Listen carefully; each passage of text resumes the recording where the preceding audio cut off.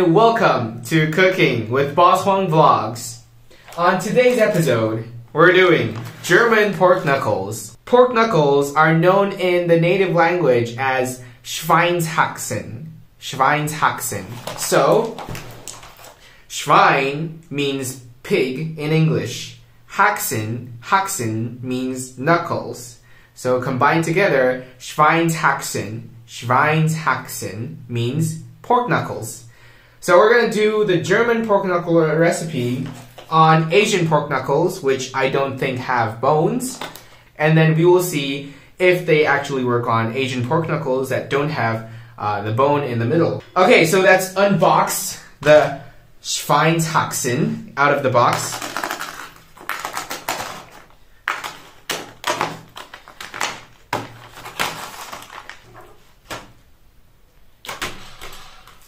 Okay, so as you can see, the Asian pork knuckles have the bone pre-removed, and so I'm not sure if that will affect its ability to hold its shape, since usually there's going to be the bone in the middle and the flesh is stuck onto the bone, and that's how it keeps its kind of upright mountain-like formation.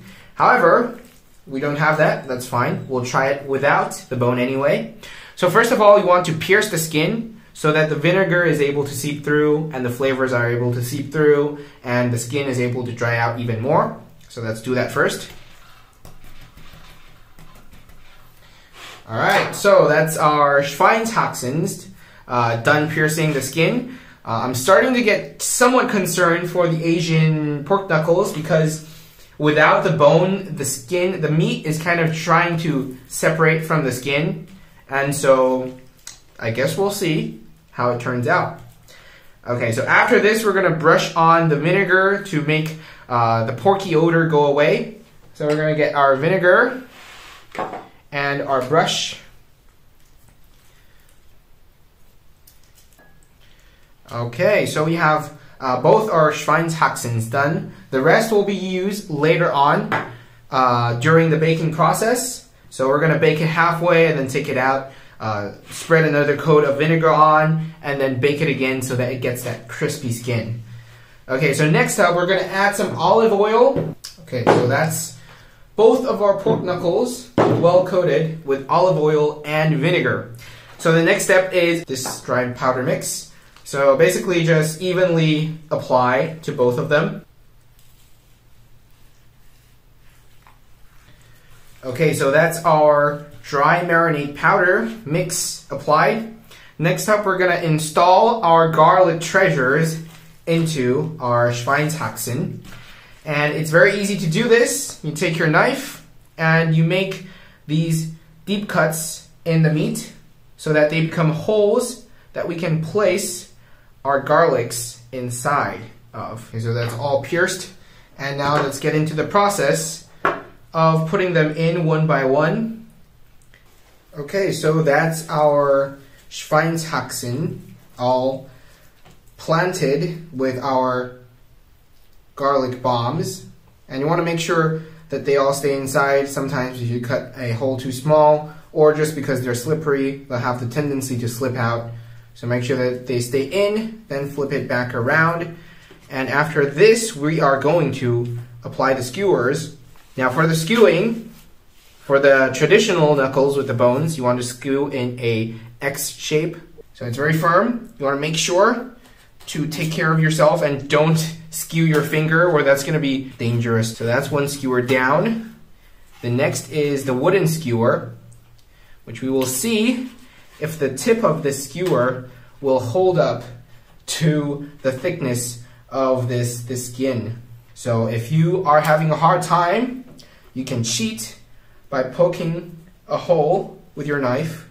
Okie dokie, so after a lot of struggling, finally got it in. Basically, my strategy was to first make a hole with my knife, and then take my skewer, follow through in the hole that my knife made. However, the hole is slightly, well, not slightly, a lot larger than my skewer, so we'll see if that affects the tautness of the skin during the baking process. But after skewing it up, the form looks much better than the beginning where it was all sloopy like this one. So we're gonna skew this one later, but this is what the finished product looks like on the other side. So it's much more taut. And this is basically our Schweinshaxen done. So after this, you just put it onto the baking tray or the silver mesh, the stainless steel mesh, so that there's airflow. And then if you can, put it in the fridge. If your fridge doesn't have enough space and you want to make sure the climate is cold enough so that you can preserve your meats, then you can just put it out to air dry. But make sure you keep it fresh. So we're gonna skew this one, put it on the rack, put it in the refrigerator for 1 day, and then we will see you guys after the drying process. Okay, so these are our two Schweinshaxen done. These are our Schweinshaxen after the process. Now we're gonna put it in the fridge for up to 24 hours. And then after that, we'll teach you guys how to make the gravy and how long to bake it for that crunchy perfection. Okay, we'll see you guys tomorrow. Okay, so our Schweinshaxen have been dry marinating for over 24 hours. So let's take a look at what they look like now. Ta-da! As you can see, the coloring on the skin is quite different from when we got it out of the box. It's darker, and it also looks drier because it is drier to the touch, and we want that so that when we bake it, it will get that crispy skin. So now, what we're gonna do with these two knuckles is we're gonna brush it again with the leftover vinegar from last time. So let's move the Schweinshaxen to the side. We're gonna bring in our ingredients. Now, let's start with the cauliflower in. As you can see, these are colorful cauliflowers, so it adds to that wow factor when you're eating it. Okay, so up next is our onions. For the onions, it's entirely up to you. You can dump an entire chunk. You can kind of separate it into different layers. It's all freestyle here at this point. Just make sure that you have kind of a level surface for your grill. Okay, up next is our liquids. I'm gonna add half of each. Okay, so after this, you can place your Schweinshaxen back on top. So after this, we're gonna send it into the oven for 180 degrees Celsius for 2 hours and 10 minutes. Okay, so that's our Schweinshaxen all finished preparing. Now it's gonna go into the oven for 2 hours and 10 minutes at 180 degrees Celsius. We will see you guys on the other side.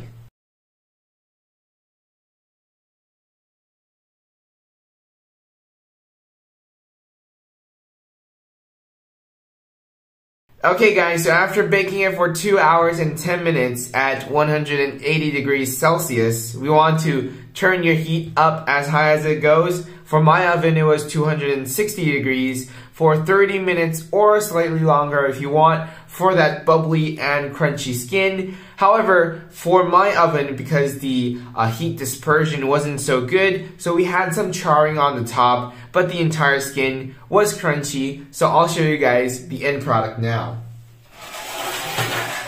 Ta-da!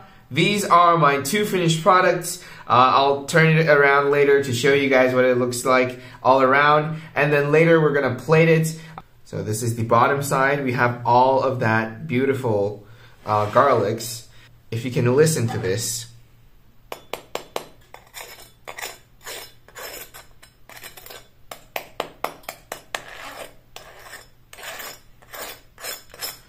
The sound on the skin is music to my ears. I can't wait to cut it open. So let's move it to the plate and let's see how it cuts.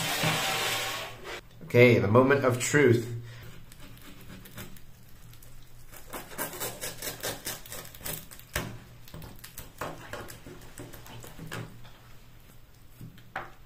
All right.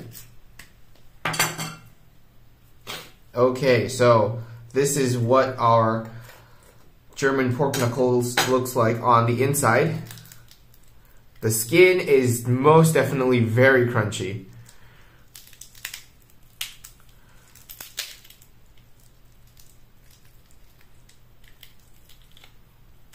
Let's try to get a taste test for you guys with the beautiful garlics that are hidden inside, just like little tiny treasures for you to discover while you eat this German pork knuckles.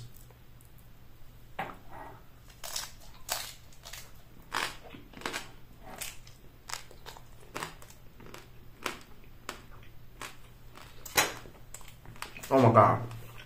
Oh my god.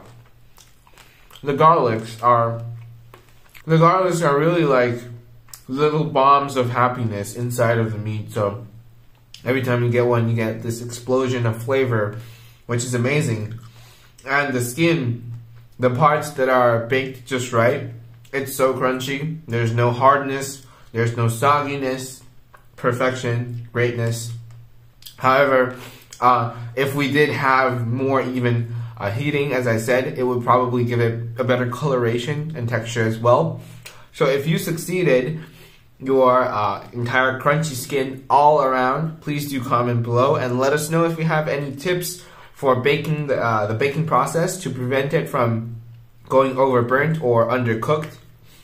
And that's basically it for my documentation of my baking process of the German pork knuckles. Also, can't forget the gravy. If you find your pork knuckles on the lighter side, or if you want something to add to the flavor, you can always drizzle some on top, and preferably after you chop up the entire thing, sort it into bite-sized pieces, drizzle some on top, and that is a perfect meal for any festive dinner or festive meal. During the second baking process, where we turned up the heat and baked it for 30 minutes, we also got a bunch of pork oil that was expelled from the two different pork knuckles. So this is actually a lot, and you can use this for cooking, and this will give your food that that smell of pork, which gives it an extra layer of flavor, so to say. So if you like something like that, if you like animal oil, if you like cooking with animal oil, then you definitely want to keep that. So that's basically it for this video. If you tried this recipe, comment below. If you think it looked good, comment below. If you think it was a fail, was it a success or was it a fail? Comment below. I want to hear your ideas.